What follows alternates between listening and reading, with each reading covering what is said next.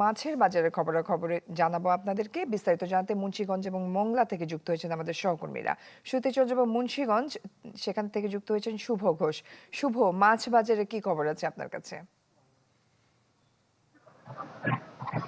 জয়ী, বসন্তের একেবারে মাঝামাঝি একটি সময়ে কিন্তু একেবারেই জমে গেছে মাছের বাজার। পবিত্র রমজান মাস ঘিরে কিন্তু সপ্তাহের ব্যবধানে অন্যান্য সময় মাছের দাম বৃদ্ধি পেলেও আজকে কিন্তু সাপ্তাহিক ছুটির দিনে প্রায় সব ধরনের মাছের দাম রয়েছে ক্রেতাদের হাতের নাগালে।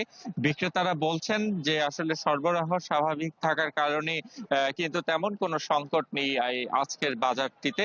তবে আমরা বাজারটি সকাল থেকেই ভোরের আলো ফোটার সাথে সাথেই দেখেছি ক্রেতা আর বিক্রেতার হাঁকডাকে কিন্তু অনেকটা মুখরিত হয়ে উঠেছে। শিয়া বাটার ও ভিটামিন ই সমৃদ্ধ লিলি বিউটি সোপ, তারুণ্যময় উজ্জ্বল ত্বকের জন্য।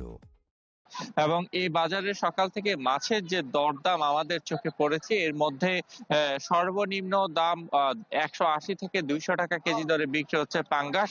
আর সর্বোচ্চ দাম অর্থাৎ 1500 থেকে 1800 টাকা কেজি দরে কিন্তু মান ভেদে বিক্রি হচ্ছে ইলিশ। তবে ইলিশের মধ্যে কিন্তু ডিমওয়ালা ইলিশ কেজি প্রতি 3 থেকে 400 টাকা কেজি দরে বেশি বিক্রি হচ্ছে। তবে ডিম ছাড়া যেসব ইলিশ রয়েছে সেগুলো কিন্তু কিছুটা কম দামে বিক্রি হচ্ছে।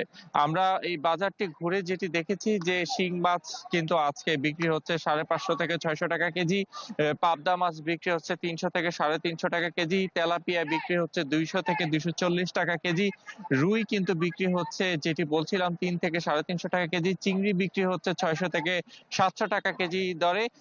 এছাড়া দেশীয় প্রজাতির অন্যান্য যেসব মাছ রয়েছে সব ধরনের মাছই কিন্তু কেজি প্রতি 50 থেকে 250 টাকা পর্যন্ত কমেছে। তবে এই যে আজকে মাছ বাজারে দাম যে ক্রেতাদের হাতের নাগালে রয়েছে, এই নিয়ে কিন্তু বাড়তি কোনো প্রতিক্রিয়া কিংবা অভিযোগ পাওয়া যায়নি ক্রেতাদের কাছ থেকে। তারা বলেছে। শুভ ঘোষ, ধন্যবাদ আপনাকে। দর্শক, এবার আমরা চলে যাচ্ছি মোংলাতে, সেখান থেকে যুক্ত হয়েছেন আবুল হাসান।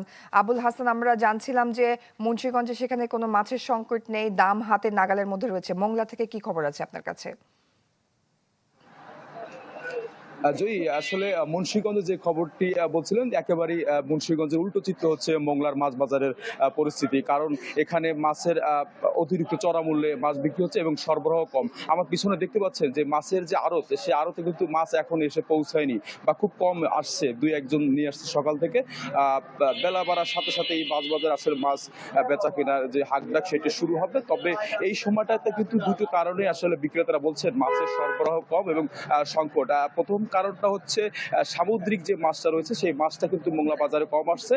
আর দ্বিতীয় কারণটা হচ্ছে এখানকার যে মৎস্য ঘের রয়েছে সেই মাছের ঘের থেকে কিন্তু মাছও আসছে না। কারণ মাছের যারা ঘের করেন চাষিরা, তারা ডিসেম্বর এবং জানুয়ারিতে মাছগুলো ধরে ফেলেন, সে কারণে কিন্তু এখন মাছ আসছে না।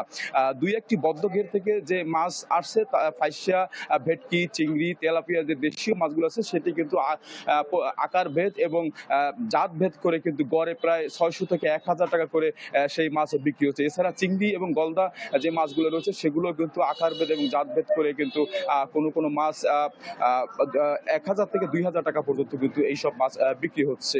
তো এই অবস্থায় মাছের মূল্য স্বাভাবিক রাখতে স্থানীয় সাধারণ মানুষ বলছেন যে প্রশাসনিক যে ব্যবস্থা সেটি যেন আসলে কড়াকড়ি নজরদারি করা হয় এবং নিয়মিত অভিযান চালানো হয়। তো এই ছিল মোংলা মাছ বাজারের থেকে যে মাছ আসছে, ফাইসা, ভেটকি, চিংড়ি, তেলাপিয়া যে দেশীয় মাছগুলো আছে সেটি কিন্তু আকার ভেদ এবং জাত ভেদ করে কিন্তু গড়ে প্রায় 600 থেকে 1000 টাকা করে সেই মাছ বিক্রি হচ্ছে। এছাড়া চিংড়ি এবং গলদা যে মাছগুলো রয়েছে সেগুলো কিন্তু আকার ভেদ এবং জাত ভেদ করে কিন্তু কোনো কোনো মাছ 1000 থেকে 2000 টাকা পর্যন্ত কিন্তু এইসব মাছ বিক্রি হচ্ছে।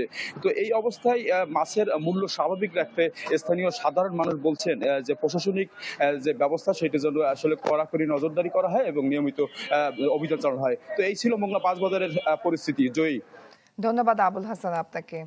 দর্শক, মাছ বাজারের খবরাখবর জানছিলাম আমরা।